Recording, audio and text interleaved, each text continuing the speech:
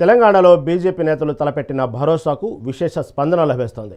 రాష్ట్ర అవతరణ దినోత్సవం సందర్భంగా బీజేపీ రాష్ట్ర కార్యాలయంలో భరోసా కార్యక్రమాన్ని ప్రారంభించారు. తొలి రోజు ప్రజల నుంచి 350 దరఖాస్తులను మల్కాజ్గిరి ఎంపీ ఈటెల రాజేందర్ స్వీకరించారు. గ్రేటర్ పరిధిలోని 3 జిల్లాలు, ఇతర జిల్లాల నుంచి ప్రజలు భారీగా తరలివచ్చారు. డ్రైనేజీ, వాటరు, సీసీ రోడ్లు, పార్కులు, ఇళ్లు, ఉపాధి అవకాశాల వినతులు వచ్చినట్లు ఈటెల వెల్లడించారు. కాగా ఈ భరోసా కార్యక్రమంలో భాగంగా బీజేపీ రాష్ట్ర కార్యాలయంలో రోజుకు ఒక నేత అందుబాటులో ఉండనున్నారు. మంగళవారం జరిగే కార్యక్రమంలో ఎమ్మెల్సీ అంజిరెడ్డి అందుబాటులో ఉండనున్నారు. దీని మీద తాజా అప్డేట్స్ సీనియర్ కరెస్పాండెంట్ శ్రీనివాస్ అందిస్తారు.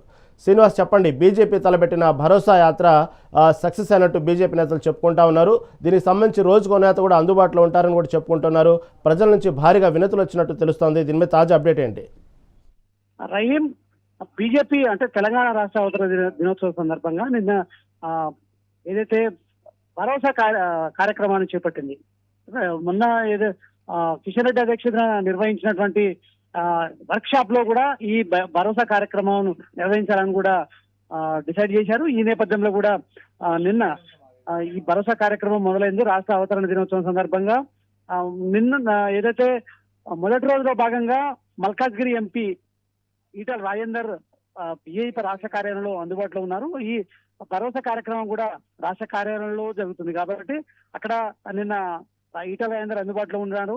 ఈ నేపథ్యంలో కూడా పెద్ద ఎత్తున అక్కడికి తమ సమస్యలను చెప్పుకోవడానికి కూడా ఇటు ఏదో గ్రేటర్ పరిధిలో ఉన్నటువంటి జిల్లాలు కావచ్చు, అదేవిధంగా పక్క జిల్లాలకు సంబంధించిన ప్రజలు రావడం, వారి నుండి అంటే సుమారు 350 పైగా అప్లికేషన్లు కూడా స్వీకరించారు. దానికి సంబంధించి కొన్ని అప్లికేషన్లకు సంబంధించి అధికారులతో కూడా మాట్లాడి తమ పరిష్కరించే దిశగా కూడా ఈటెల రాజేందర్ ప్రయత్నం చేశారు. ప్రధానంగా ఇండ్లు, అదేవిధంగా సీసీ రోడ్లు, ఏదైతే భూములకు సంబంధించి కావచ్చు, ఇతర అంశాలు ఉన్న అంశాలకు సంబంధించి అయితే పెద్ద మొత్తంలో గ్రేటర్ పరిధిలో కూడా సమస్యలు ఈటెల రాజేందర్ కు చెప్పుకున్నారు.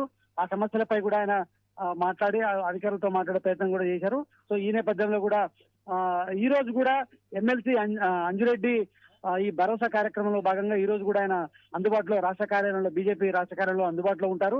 ఈ రోజు కూడా ప్రజల నుండి వచ్చే దరఖాస్తులను అయితే స్వీకరిస్తారని చెప్పొచ్చు. అట్లా ఈ విధంగా రోజుకొక ప్రజాప్రతినిధి, బీజేపీకి సంబంధించిన ప్రజాప్రతినిధి అందుబాటులో ఉండాలని కూడా ఇప్పటికే రాష్ట్ర పార్టీ నిర్ణయించిన నేపథ్యంలో కూడా రోజు ఒక ప్రజాప్రతినిధి అందుబాటులో ఉంటున్న భాగంగా ఈ రోజు ఎమ్మెల్సీ అంజిరెడ్డి ఈ రోజు అందుబాటులో ఉండి ప్రజల సమస్యలు పరిష్కరిస్తారని చెప్పొచ్చు.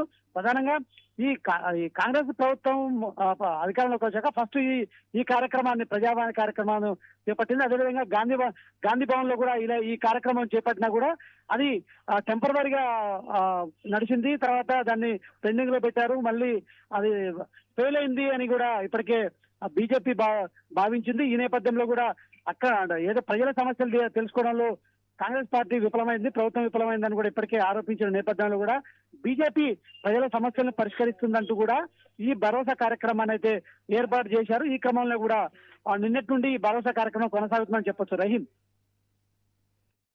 Srinivas, thank you for update.